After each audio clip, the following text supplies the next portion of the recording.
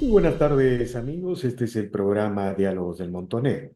Bueno, el año está terminando. Aquí, el 2024 se va. Y de alguna manera tenemos que empezar a desarrollar los balances. Balances en todos los aspectos, en la política, en la economía, pero también en el panorama regional. Bueno, el 2024 fue un año muy particular para Bolivia. Entró en crisis el modelo boliviano, el modelo económico de sustitución de importaciones. También entró en crisis su modelo político. Digamos, empezaron a faltar dólares. El boliviano, la moneda nacional de Bolivia, se devaluó de manera dramática, perdió valor. El día de hoy, en Bolivia, se busca dólares, que no hay, y a falta de dólares se busca el sol peruano por su estabilidad. El sol peruano se ha convertido en un referente de cambio en Bolivia porque tiene valor, tiene estabilidad, tiene respaldo. En ese solo hecho uno, digamos, puede observar el fracaso del modelo de sustitución de importaciones en Bolivia. Pero también en la política, el sistema de control institucional del MAS ha entrado en crisis por esta disputa feroz entre el presidente Arce y el presidente Evo Morales por la continuidad del liderazgo. Hay una disputa feroz sobre quién se convierte en el líder histórico del modelo autoritario o de la dictadura, del sistema dictatorial de Bolivia. Eso es lo que está sucediendo en Bolivia. Bueno, todos estos hechos son muy relevantes para América Latina, para los bolivianos, porque antes de la crisis de este modelo, el eje bolivariano y las izquierdas continentales en general solían decir que el modelo, el paradigma era el esquema boliviano. Porque hasta cierto punto el modelo de sustitución de importaciones, digamos, tenía un nivel de crecimiento artificial, mientras estaban gastando las reservas de gas, mientras no había inversión, digamos, habían déficits manejables con un gasto social enorme hasta que eso reventó. Y el día de hoy, las izquierdas en América Latina, en general el eje bolivariano, no tiene modelo alternativo. Y la prueba de ello es que a pesar de que el modelo peruano está en crisis por el gobierno de Castillo y sus secuelas, el sol peruano sigue siendo un instrumento de referencia y de cambio en Bolivia. Bueno, para echarle una mirada a esta situación el día de hoy, hemos convocado a Mauricio Ríos, economista boliviano, economista de Bolivia y permanente entrevistado de este portal. Buenas tardes, Mauricio, gracias por la conversación. ¿Cómo estás, Víctor Andrés? Siempre un gusto. Gracias por la invitación nuevamente. Bueno, gracias, Mauricio, siempre agradecido. Ahora, ¿es correcto decir que el 2024 es el año del fracaso del modelo autoritario, populista, estatista en Bolivia? Algo de eso estamos viviendo. Sí, sin lugar a dudas. Mira, este ha sido un año de la continuación del inicio del colapso del modelo impuesto por el movimiento al socialismo, primero con el modelo económico, social, comunitario, productivo boliviano, que le llaman, pero al mismo tiempo y más aún del Estado plurinacional impuesto con la nueva Constitución de 2009, que fue pactado con la oposición, que fue aprobada a mano alzada, al menos inicialmente en un cuartel militar de Oruro y demás. Es una larga historia, pero sucede que este año ha sido muy duro por distintos motivos. La gente ya sabe que estamos en una crisis económica que se hace cada vez más profunda conforme pasan los días, ya ni siquiera los meses, sino los días, pero también política. Es muy importante que destaques esto. Es muy interesante que hayas introducido o que le hayas dado una introducción a nuestra conversación hablando del sol peruano como una moneda de refugio para los bolivianos ahora mismo, cuando hace no mucho tiempo, tal vez un par de años atrás nada más, los bolivianos, o mejor dicho, quienes comulgaban con la religión del socialismo, del MAS y del gobierno, presumían de que los argentinos, sobre todo al norte argentino, ahorraban en bolivianos porque la moneda boliviana era una moneda estable y dura. Pero como tú muy bien dijiste también, se trataba de una fantasía nada más. Es decir, hemos establecido muchas relaciones, muchos vínculos, muchas formas de hacer que este auge que hemos creado en Bolivia sea artificial, enteramente artificial. Ni siquiera podría decir que en gran medida, sino que aquí ha habido un auge artificial de proporciones que jamás en la historia del país se había visto. Pero bueno, volviendo a lo más concreto, este año ha sido sumamente duro por distintos motivos. En el ámbito político me atrevería a decir que entre las cosas que podría destacar sería el falso golpe de Estado que hubo a mediados de año perpetrado por el general Zúñiga, del cual ya hablamos anteriormente también. Fue un golpe de Estado para tratar de victimizar al gobierno, para tratar de justificar tal vez medidas desesperadas y que probablemente buscaban de esa manera eh, hacer que la gente se olvide un poco de la crisis económica para tratar de rescatar la democracia. Pero no les salió. Evidentemente fue un número vergonzoso de una política fallida para, insisto en decirlo, tratar de victimizar a Arce Catacora y su gobierno para que trataran de implementar medidas relativamente desesperadas para la economía, fundamentalmente. Salió tan mal, pero no mucho más adelante esto provocó, entre otras cosas, que el riesgo país se disparara alrededor de septiembre a máximos históricos por encima de los 2.300 puntos. No mucho más adelante, bajó nuevamente a 1.800 puntos, que no es bajo en absoluto, pero comparativamente hablando, le dio cierto respiro. Los bonos soberanos repuntaron temporalmente por ese mismo motivo, pero ahora mismo que estamos cerrando el año, el riesgo país ha subido por encima de los 2.000, está alrededor de los 2.100 puntos nuevamente. Esto es terrible e ilustra muy bien lo que está sucediendo en el país, sobre todo con la economía. Otro factor elemental muy importante, con esta parte termino esta primera pregunta, Víctor Andrés.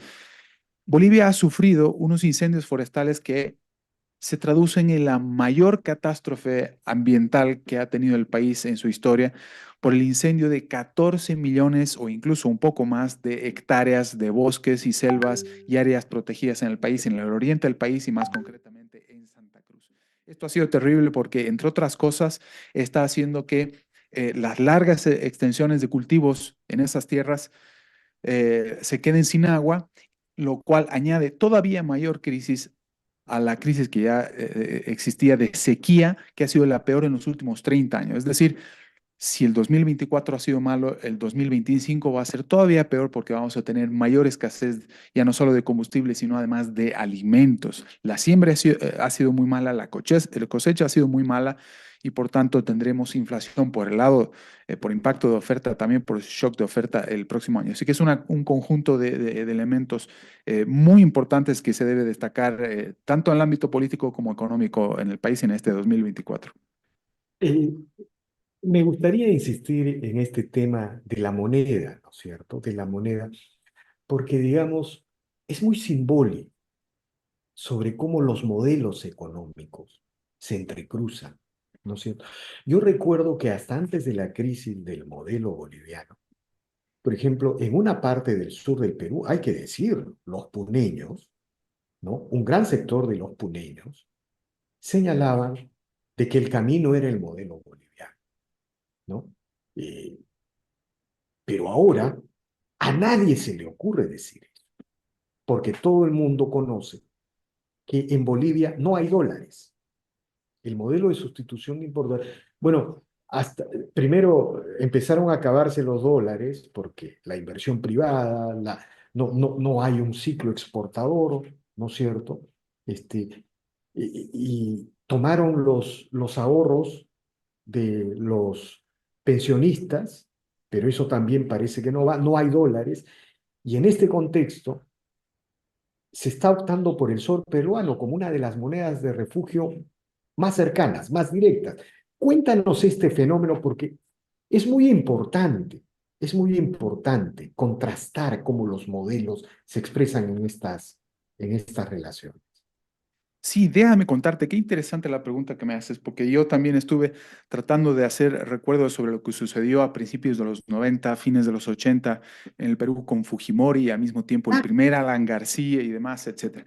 Y eso me llevó a la conclusión de que Bolivia, habiendo hecho reformas muy similares a las que había implementado Alberto Fujimori en el Perú, hoy día, si las hubiéramos mantenido, hubiéramos sabido cuál sería el impacto positivo más adelante si hubiéramos sabido esperar y hubiéramos sabido defender el modelo.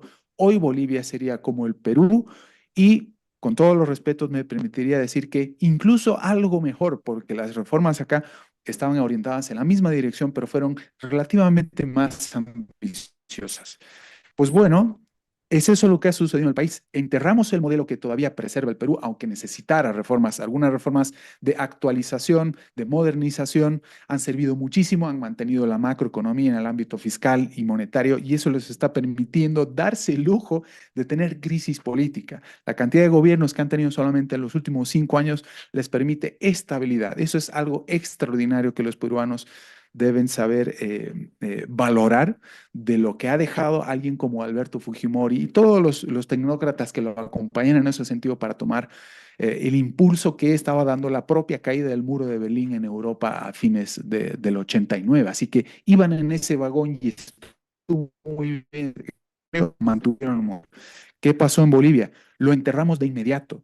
Todas las reformas que se había implementado en la primera, las llamadas reformas de primera generación a mediados de los 80 para detener la hiperinflación y las reformas de segunda generación complementarias de mediados de los 90 terminaron tan pronto como en 1997-98 en cuanto Sánchez de Lozada, que fue quien implementó estas reformas con el llamado Plan de Todos, perdió las elecciones, perdió la posibilidad de ser reelegido, luego vino Hugo Banzer Suárez y luego vino Tuto Quiroga como vicepresidente y luego como presidente al sustituirlo porque falleció Hugo Banzer por un problema de salud, por cáncer concretamente, y enterraron por completo, entre otras cosas, una de las medidas estrella, aunque tenía serios problemas en su implementación, la famosa capitalización.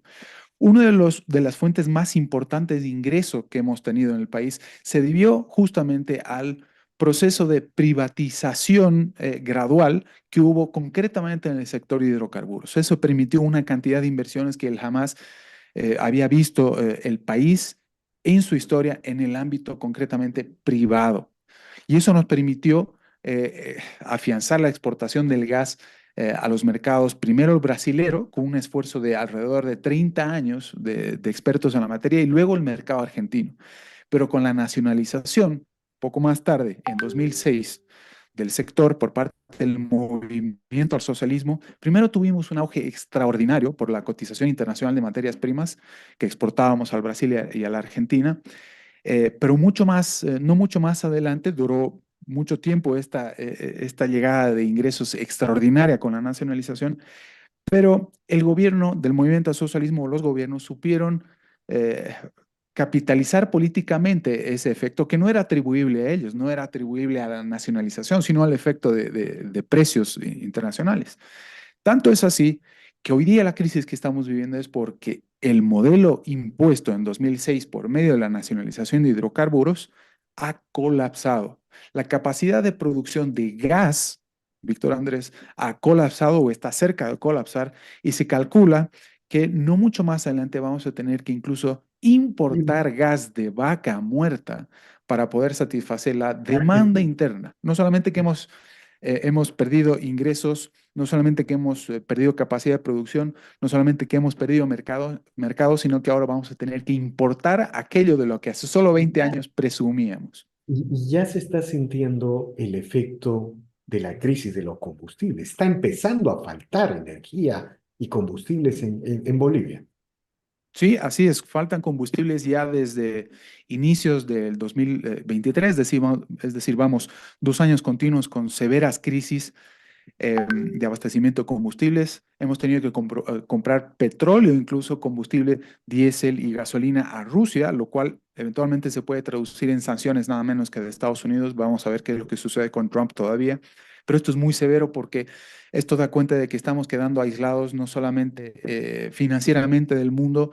Al no tener dólares no podemos comerciar con el mundo y al mismo tiempo vamos a terminar quedando también aislados política y diplomáticamente, no mucho más adelante. Si acaso se mantuviera el movimiento al socialismo en el poder en las próximas elecciones de agosto del 2025. Pero volviendo al asunto, este es que al no tener dólares no podemos comerciar con el mundo, estamos quedando aislados. Y el que no comercia con el mundo, el que no tiene fronteras abiertas, el que no Claro, mantiene libre comercio, pues empobrece. y el sol sirve para el comercio interno, digamos, es para cosas internas, porque finalmente con el sol tampoco se comercia con el exterior, ¿no? El sol peruano. Entonces, está ahí un problema de enorme gravedad. Claro, exactamente. Mira tú que la escasez de dólares, que en realidad no es otra cosa más que la devaluación del boliviano tan grande, le llamamos coloquialmente aquí escasez de dólares, que recurren a monedas como el sol peruano para, como depósito de valor, para defenderse ante los ahorros, pero para comerciar también con el Perú y para realizar mucho contrabando también. El contrabando es un reflejo nada más de la imposición del Estado por manejarlo absolutamente todo. Es decir, es la forma en la que la gente tiene de protegerse ante el control absoluto que tiene sobre, casi absoluto que tiene sobre el comercio exterior el Estado y concretamente el gobierno del movimiento al socialismo en Bolivia. Así que es de agradecer que tengamos el sol peruano ahora mismo para poder comerciar con el Perú e incluso hacer contrabando, pero el fenómeno va a ser muy similar también con Argentina, ahora que el peso argentino es cada vez más fuerte. Entonces, casi cualquier otra cosa es mejor que ahorrar en bolivianos, ganar en bolivianos. Y es una pena realmente muy grande porque esto explica muchísimas cosas. La pregunta que me haces es clave como para poder incluso explayarse en la materia. Pero sí, nuevamente, estamos comerciando con el sol peruano gracias a todas las reformas que hubo hace casi 30 años ya en el Perú. Es decir, los bolivianos deberíamos estar agradecidos ahora, me atrevo a decirlo, con nadie menos que alguien como Alberto Fujimori en el Perú y todas las reformas que se atrevió a hacer orientadas en la buena dirección en el Perú. Impresionante, impresionante. Ahora, me gustaría preguntarte sobre la crisis política, ¿no es cierto? El MAS es el partido que ha llegado a controlar toda la institucionalidad, controla el sistema judicial, controla el Congreso, controla la Corte Federal, controla las Fuerzas Armadas, la policía. Bueno, es un sistema dictatorial si uno lo mira con ojos, digamos, más severos. Evidentemente es un sistema dictatorial, pero se ha desatado una guerra sin cuartel entre el presidente Arce y Evo Morales. Algo es una novedad en los regímenes autoritarios o comunistas, es una gran novedad, porque cuando en el comunismo había diferencias por el liderazgo, el más fuerte lo eliminaba al más débil. Aquí hay habido hasta paros promovidos por Evo Morales, ¿no? Y ha habido acosos judiciales. Es una guerra posmoderna del comunismo por el liderazgo. No es a Camilo Cienfuegos lo mataron, pues, porque era el hombre fuerte de Cuba y se cae su avión, ¿no es cierto? En Cuba. Acá no, es una cosa novedosa. Explícanos esta guerra y cómo va a terminar, crees tú, las cosas en Bolivia. Me gustó mucho el término que utilizaste de guerra posmoderna, guerra del posmodernismo o entre posmodernistas. Interesante, no lo había pensado de esa manera, pero sí, estoy totalmente de acuerdo. Mira, antes de tratar de saber cómo puede terminar esto, el conflicto entre estos dos sujetos comienza, al menos, si vamos un poco para atrás, en el primer año de gobierno de Arce Catacora. Inicialmente no parecían estar peleados, pero luego vinieron las elecciones, luego de las elecciones generales donde ganó Arce Catacora. Un año más tarde vinieron las elecciones a gobernaciones y alcaldías que fueron protagonizadas no por Arce, sino por Evo Morales una vez que vuelve al país estando de escape o de huida de la justicia, nada menos que en Argentina, siendo refugiado por el régimen de Alberto Fernández y Cristina Fernández de Kirchner. Vuelve al país, trata de tomar el poder, protagoniza las campañas y el movimiento socialismo pierde como nunca antes en gobernaciones y alcaldías por el hecho de haber protagonizado las elecciones de esa manera. Y además por haber condicionado la dotación de vacunas contra el COVID a gente que estuviera más cerca al movimiento al socialismo. Bueno, ahí empezó el problema. Una vez que pierden tan groseramente en las elecciones y luego de una victoria tan fuerte, al mismo tiempo de darse catacón a las elecciones generales, ahí empiezan los primeros problemas entre Evo Morales y Arce Catacora. Luego se extienden mucho más, comienzan a acusarse de quién es mayor narcotraficante y corrupto, quiénes son las familias que están más vinculadas ilegalmente al poder, quiénes se privilegian más de las mieles del poder y demás.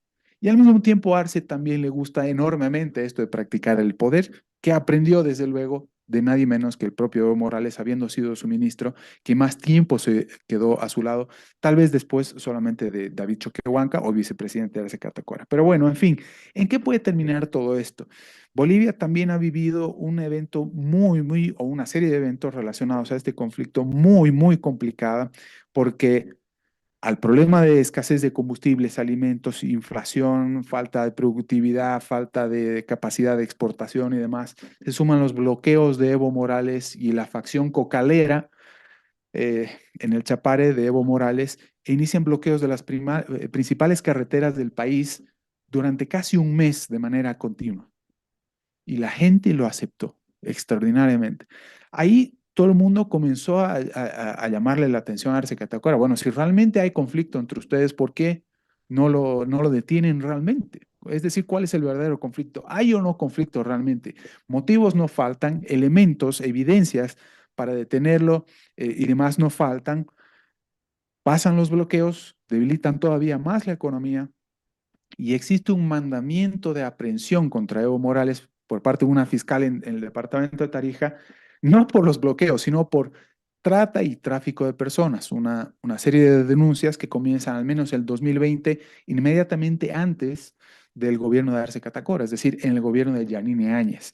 Y ahora mismo ha ratificado esta misma fiscal esta denuncia y mandamiento de aprehensión contra Evo Morales. Y Evo Morales ha sido visto como si nadie supiera dónde está y que por eso no lo detienen, ha sido visto en el Chapare en una caravana de autos sin placa, sin registro, yendo a votar en las elecciones judiciales que desde luego están armadas para seguir concentrando el poder, que siguen siendo amañadas y cuando tú usas el término de dictadura lo haces muy bien porque es fiel reflejo de lo que sucede acá. En ese sentido, cuanto menos es un régimen altísimamente autoritario que raya en dictadura, desde luego. Si no, yo no podría hablar de repente contigo ahora mismo.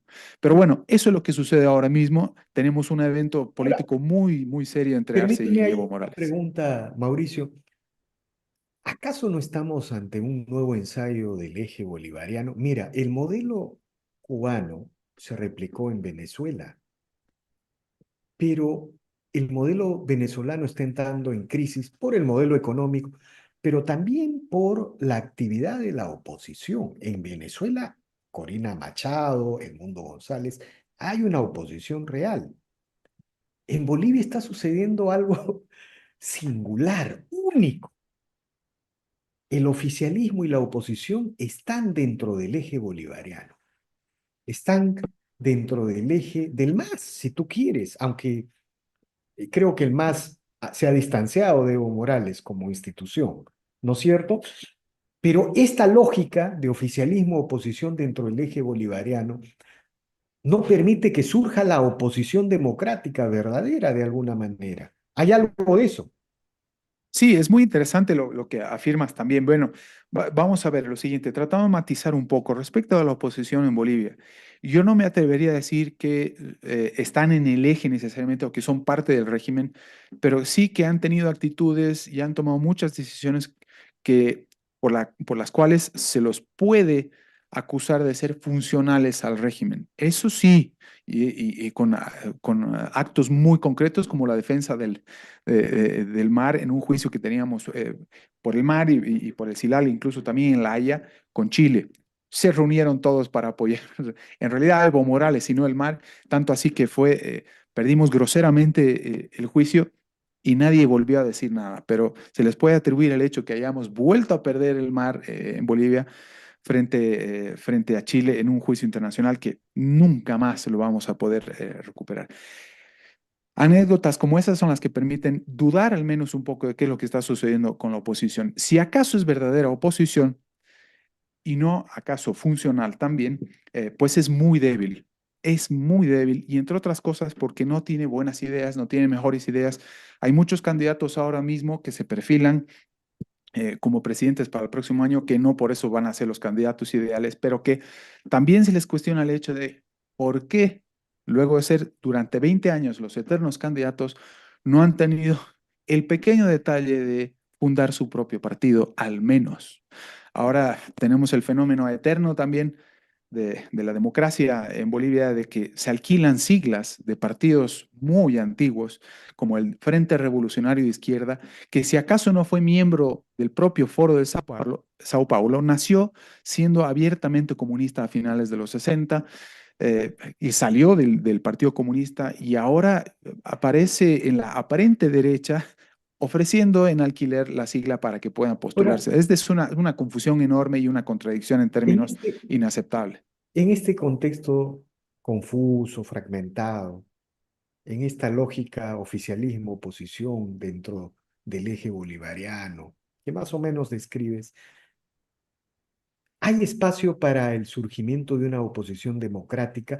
Pues, mira, la crisis económica, el desastre económico debería dar espacio para eso, ¿no es cierto? La desesperación de la gente, lo que se ve en la política, pero hay posibilidades de que surja una candidatura democrática que enfrente al MAS, a Arce, a Evo Morales. Bueno, ahí están los presos políticos, el gobernador de Santa Cruz, la presidenta Yanine Áñez. ¿Cuál es tu opinión? ¿Cuál es tu apreciación, Mauricio? Lo veo muy difícil. Lo que se requiere para encarar al MAS es bastante más que lo que ya sucede aquí. El hecho de que estemos en una crisis económica tan profunda no es suficiente como para que un candidato simplemente diga, yo tengo la solución para la crisis económica. La crisis es mucho más profunda que la sola que ya tenemos con la economía, si acaso fuera poco. Aquí tenemos una crisis estructural que supera el modelo económico, que supera la coyuntura y que tiene que ver, como ya habíamos dicho en otras ocasiones, también con la constitución política del Estado plurinacional de Bolivia. Es decir, es un régimen al cual nos hemos terminado sometiendo como si fuera algo legal y legítimo, además, a partir de 2009, que hay que terminar de desmontar. ¿Por qué? Porque la actual constitución, entre otras cosas, impide aplicar las reformas necesarias en el ámbito económico. Uno no puede hacer reformas en el ámbito, en el sector de hidrocarburos, por ejemplo, porque lo que impide que se hagan esas reformas es la propia constitución, para que se dé una idea y solamente en términos prácticos. Pero el espíritu de la ley en la constitución política del Estado plurinacional es solamente para someter al enemigo político, no es para otra cosa. Y han pasado ya tantos años que nadie quiere ponerle el cascabel al gato. Ninguno de los opositores habla en estos términos. Y mucho menos respecto a la economía habla en términos de que sí, efectivamente puede que tenga un diagnóstico sobre el ámbito fiscal, si acaso fuera poco, pero no es suficiente tampoco. No hablan sobre el ámbito monetario. Mencionabas la estabilidad del sol más temprano. Nadie habla del sol, nadie reconoce las reformas que hizo el Perú y que ha mantenido para que sea de esa manera. Es que es admirable lo que ha hecho con el Perú manteniendo el modelo que se estableció justamente frente a una crisis muy severa a finales de los 80, inicios de los 90, y eso es lo que se requiere ahora mismo. Entre otras cosas porque quien implementó el modelo similar en Bolivia no está en Bolivia y fue impuesto, no fue impuesto, fue aplicado por el movimiento nacionalista revolucionario y de manera más concreta todavía por Gonzalo Sánchez de Lozada, que ahora vive en Estados Unidos desde octubre de 2003 y para ellos, eh, para los opositores y los oficialistas, el gran enemigo a combatir era el propio Gonzalo Sánchez de Lozada y hasta el día de hoy es el enemigo común. Y si tienen un enemigo común en ese mismo sentido, pues los pone de la misma vereda. A mí me llama mucho la atención que ni siquiera se esté hablando de reformas en el ámbito monetario, Banco Central, nada. No se está hablando de cambio de modelo ni nada, sino apenas de algunas medidas tecnocráticas para solucionar un problema que aparentemente, según ellos, es coyuntural y aislado, como el de la balanza de pagos, por ejemplo, o la balanza comercial, cómo se la debe solucionar, cuestiones por el estilo. Pero no hay visión panorámica del asunto, están viendo solamente la foto y no la película, y por eso me permito decir nuevamente que lo que se requiere es bastante más que lo que se está planteando ahora mismo. Puede que sea pronto, porque para las elecciones falta un buen trecho todavía. Se ven aún algunas alianzas, algunos anuncios prenavideños, etcétera, pero en materia de campaña electoral concretamente, falta mucho por ver. Hasta aquí, creo que 10 candidatos, por lo menos 8 o 10 candidatos, solamente uno se ha atrevido hacer propuestas concretas, más allá de que estén bien o mal, de que sean criticables o no, solo uno se ha atrevido a hacer propuestas muy concretas sobre qué hacer respecto de la crisis económica en concreto. Pero como De digo, acuerdo. ojalá tuviera mi voto el candidato que hablara de cómo abolir el Estado plurinacional en Bolivia. De acuerdo, Mauricio. Bueno, te agradezco infinitamente por esta descripción, por este análisis, ¿no? Desde aquí, desde América Latina, todos hacemos votos y fuerza para que la democracia vuelva a Bolivia, los demócratas bolivianos reaccionen, se reorganicen. Finalmente, todos los autoritarismos y todas las dictaduras caen.